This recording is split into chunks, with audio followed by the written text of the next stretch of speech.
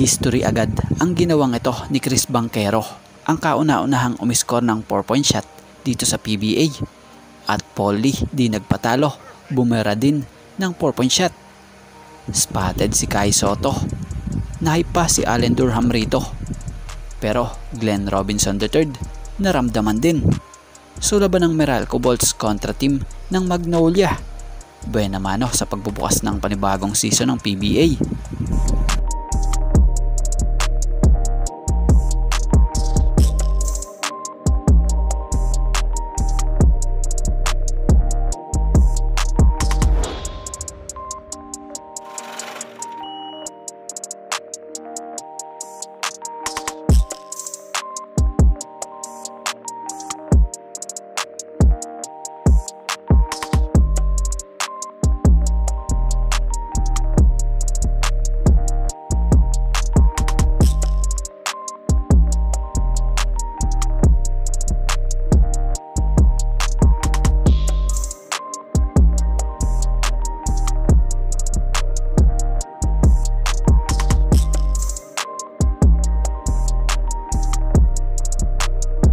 So natapos ang first half, tanga ng Meralco Bolts ang kalamangan sa score na 43-39, kung saan pinangunahan ni Cliff Hodge ang Meralco na kumamada ng 10 points. Sa Magnolia naman nanguna ang kanilang import na si Glenn Robinson III na mayroong 11 points.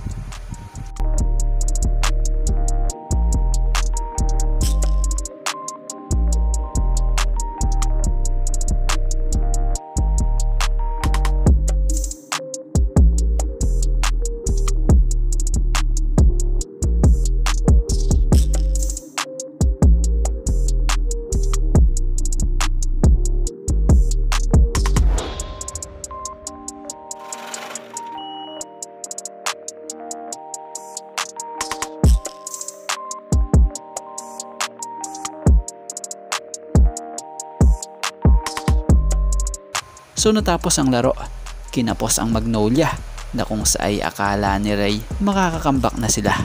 Pero di nagpaisa ang Meralco na kung saay naitulak nila ang panalo, kung saan pinangunahan ng import ng Meralco o resident import ng Meralco na si Allen Durham ang larong ito na kumamada ng 19 points and 16 rebounds. So double-double ito na sinundan ng 14 points ni Banchero and 13 points ni Newsam.